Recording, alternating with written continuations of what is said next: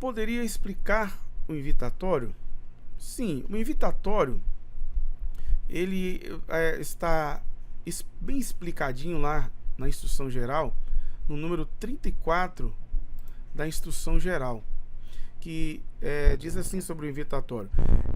Olha o título, esse é o título do livro, né, na instrução geral, quando fala do invitatório. É a introdução de todo ofício. Esse é o melhor resumo de invitatório. O invitatório, ele introduz o ciclo da oração. É a abertura da oração. Então, está escrito lá na instrução geral sobre a liturgia das horas. A introdução a todo ofício é normalmente formada pelo invitatório.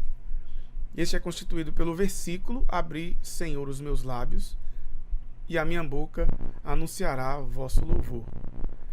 E pelo Salmo 94. Este salmo é um convite dirigido todos os dias aos fiéis para que celebrem os louvores de Deus e escutem sua voz, e ao mesmo tempo uma exortação a esperarem o repouso do Senhor. Então é basicamente isso. O invitatório é composto pelo versículo, pelo Salmo 94, que tem sempre de forma responsorial, né?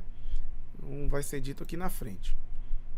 Se parecer bem, o Salmo 94 pode ser substituído pelos Salmos 99, 66 ou 23.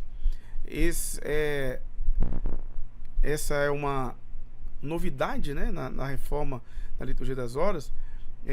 O Salmo 94 ele tem substitutos aqui, mas o Salmo invitatório por excelência é o Salmo 94, ok?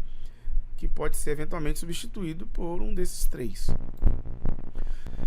O salmo invitatório deve ser recitado como se indica no lugar próprio, em forma responsorial, quer dizer, acompanhado da respectiva antífona. Esta é enunciada e repetida no princípio e retomada após cada estrofe, ou seja, o salmo invitatório é recitado como a gente já está acostumado na missa. Canta-se as estrofes e todos repetem uma antífona, da mesma forma que é o salmo responsorial da missa. O invitatório tem o seu lugar próprio no princípio de todo o ciclo da oração cotidiana, isto é, ou antes das laudes ou antes do ofício das leituras, conforme o dia se iniciar com uma ou com outra dessas ações litúrgicas. No caso de se dever antepor a laudes, pode-se omitir eventualmente o salmo com a respectiva antífona. Então, olha só, o invitatório, antes da reforma litúrgica do Vaticano II, ele era sempre antes das vigílias. Quando a gente vai no mosteiro, por exemplo, que sempre se reza as vigílias todos os dias, o invitatório está lá antes das vigílias, porque as vigílias sempre eram as primeiras orações do dia. Quando o ofício das leituras se torna móvel, ou seja, ele pode ser rezado a qualquer hora do dia e da noite, pode ser que as laudes seja a sua primeira oração do dia. Então, nesse caso, as laudes é iniciada com o invitatório.